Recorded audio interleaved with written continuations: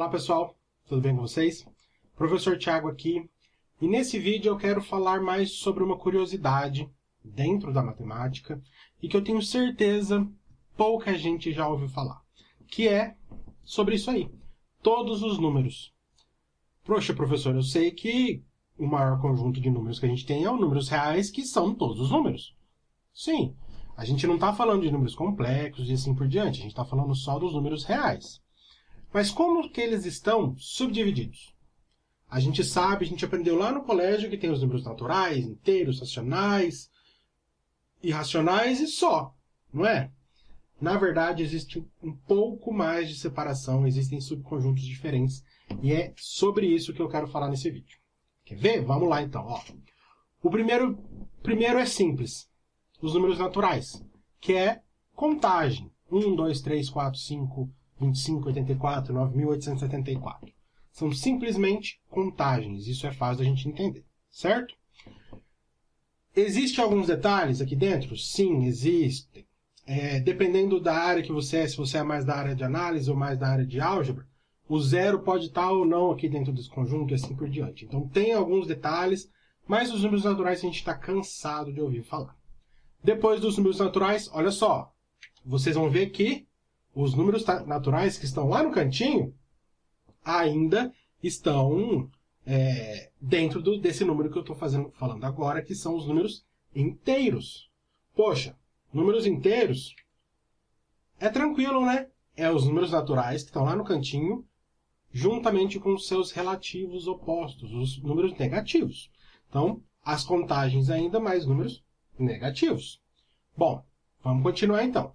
Naturais, inteiros, depois tem racionais, né? Os números são formados por uma fração e assim por diante, que são números fracionários ou decimais, né? A gente consegue reescrever um ou outro, e eles podem também serem positivos, serem negativos, tanto faz. Bem, então, novamente, ó, você está vendo ali no cantinho, lá embaixo, os naturais, depois os inteiros e agora aqui os racionais. E depois dos racionais? Normalmente, o que a gente faz? A gente tem os números racionais, aí a gente tem um outro conjuntinho aqui dos irracionais para formar tudo que a gente conhece, certo? Na verdade, não é bem assim. Acima, digamos assim, do conjunto dos números racionais, a gente tem o que a gente chama de números construtíveis. O que são números construtíveis? São aqueles números que eu consigo construir utilizando régua e compasso. Quem já teve disciplinas de geometria com construções, desenho geométrico, sabe do que eu estou falando. A gente consegue construir valores. Por exemplo, raiz de 2. Raiz de 2 é um número construtível. Tudo bem? Outro exemplo, o φ. Esse símbolo aí representa a razão áurea. Vocês conhecem a razão áurea? Ela também é um número construtivo. Então, a gente consegue construir, utilizando régua e compasso, essas informações. Poxa, beleza. Até aí, tudo bem, já consigo uma subdivisão. Além desses números aqui, todos os outros, racionais, inteiros e naturais, também são construtíveis. Ora, vocês estão vendo que esse grupo aqui aborda bastante coisa. Tudo bem? Bom, depois dos grupos construtíveis, aí já começa a mudar um pouquinho. A gente tem os números algébricos. Professor, o que é um número algébrico? Algébrico lembra álgebra para a gente, não lembra? Então, algébrico vem de equações algébricas. O que isso quer dizer? Quer dizer que um número é algébrico quando ele é solução de uma equação algébrica. E aqui eu vou convidar vocês, aqueles alunos que estão na disciplina de análise matemática, a assistirem um estudo de caso. No estudo de caso eu falo um pouquinho e faço um joguinho lá sobre como construir números algébricos e, consequentemente, números que não são algébricos. Tudo bem? Então, novamente, todos aqueles números construtíveis, todos os números racionais, todos os números inteiros, naturais, também são algébricos. Tudo bem? Exemplos de números algébricos. Aqui eu coloquei só esse. Raiz cúbica de 2. Por quê? Porque eu quero que você vá lá no estudo de caso da disciplina de análise e entenda um pouquinho mais sobre os números algébricos. Tudo bem? Professor, você falou que os números algébricos são aqueles números que são soluções de equações algébricas. Beleza. E os que não são? E os que não são soluções de equações algébricas? Quem são? Aí existe um outro subconjunto, uma outra historinha. Quem que está além desse subconjunto aqui, a gente vai chamar de números computáveis. Tudo bem? Quem faz parte dentro desse número computável? O que quer dizer número computável? Número computável é um número que ele é feito através... A gente consegue construir ele, a gente consegue encontrar ele, não por raio compasso, mas agora por algoritmos de computadores. Programação. Ciências da computação mexe muito com números computáveis. Exemplos. O E, né? A variável de Euler, né? O número de Euler. O π, ln de 2. Todos esses números a gente não consegue calcular ele simplesmente com régua e compasso. A gente precisa de programas, a gente precisa de softwares. Tudo bem? Esses números aqui, eles também são transcendentes ou transcendentais. Números transcendentes ou transcendentais são aqueles números que não são algébricos. Então, todo número que não é algébrico, ele é um número transcendental. Tudo bem? De novo, lá no estudo de caso eu falo bastante sobre isso para vocês, tá? Galera, para passar dos números algébricos para os números transcendentais demorou muito tempo. Números algébricos é estudado há muito tempo. Agora, números computáveis, números transcendentais, demorou muito tempo para ser utilizado. Por quê? Porque a gente precisou do desenvolvimento de técnicas científicas, técnicas computacionais. Tudo bem? Bom, acabou, né? Não, não acabou. Além dos números computáveis, obviamente vão existir os números não computáveis. Ou seja, são aqueles números que eu não consigo determinar a partir de um número, de um programa de computador, de algoritmo. E aqui eu falo para vocês que agora a parte abstrata da matemática vai explodir a cabeça de vocês. Tá? Começa a partir de agora. A matemática, ela tem essa peculiaridade de ser muito abstrato. Pensamentos abstratos e lógicos que a gente não está acostumado no dia a dia, a gente não cresceu com isso, então conseguir se adaptar a esse tipo de pensamento é muito difícil. Tudo bem? Então agora eu vou apresentar para vocês o que é a ideia de um conjunto que é acima dos números computáveis, que são os números não computáveis. E aqui eu vou te dar um exemplo. Tá? Um exemplo de um número não computável. Um exemplo de um número não computável. Que é essa constante de Chaitin. Aí eu vou falar para vocês qual que é a definição dessa constante de Chaitin. Ela também é conhecida como probabilidade de parada.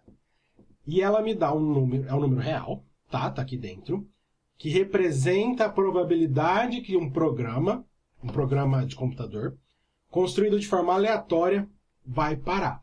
Porque algoritmos e programas de computador, eles são desenvolvidos para chegar em determinado momento e dar um resultado.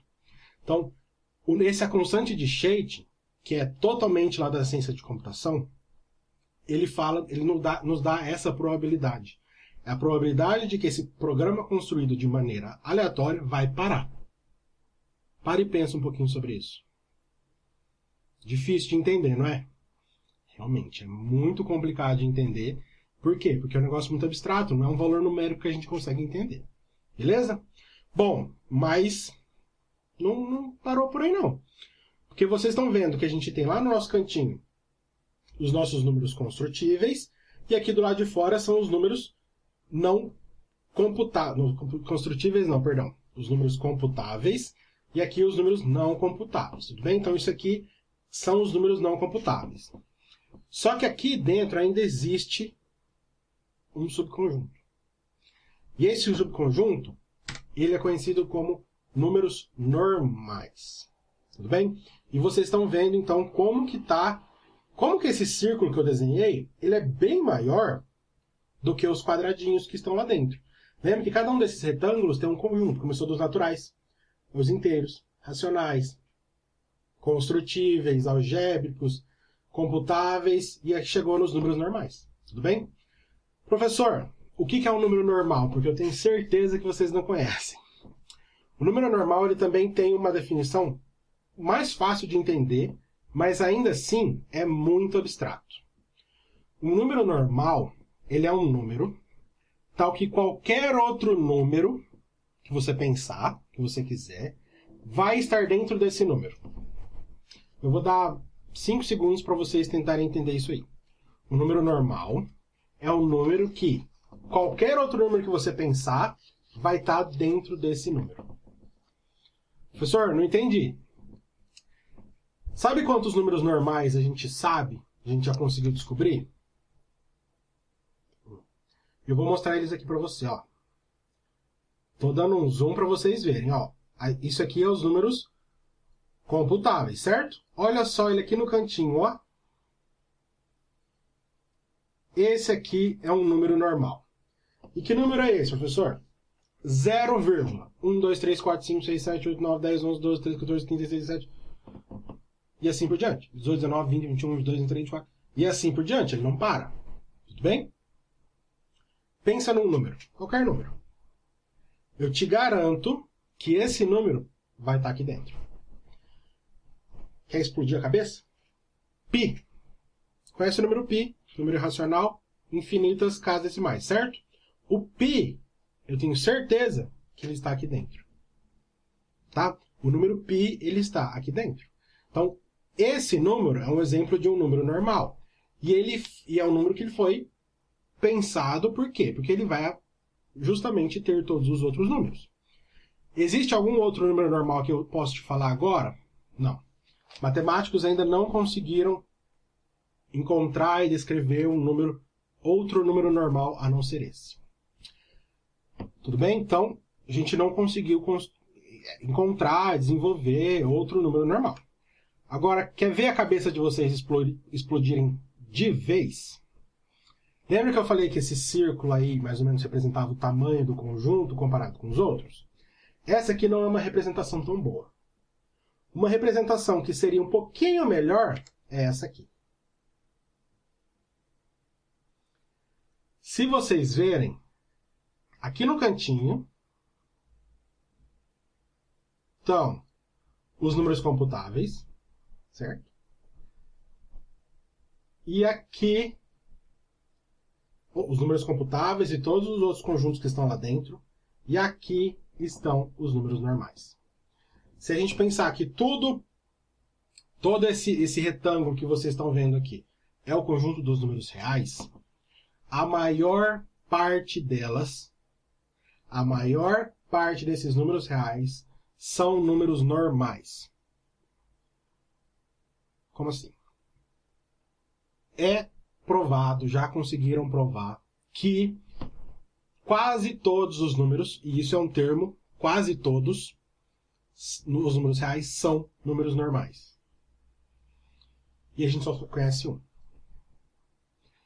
Existem nomenclaturas, existem termos, conjunto de medida nula e assim por diante, que não convém vocês, principalmente licenciados em matemática, a gente não estuda, não tem motivo. Mas são conteúdos totalmente abstratos. E que, por serem abstratos, são muito difíceis de entender. Será que vocês conseguem entender, acreditar em mim, quando eu falo que o maior subconjunto dos números reais, a maior quantidade de números possíveis, são os números normais, e a gente só conhece um? Complicado, né, galera? É isso que eu queria falar para vocês nessa pequena pílula, nessa pequena curiosidade. São todos os números e como eles se comportam. Beleza? Espero que vocês tenham gostado. Forte abraço e até mais.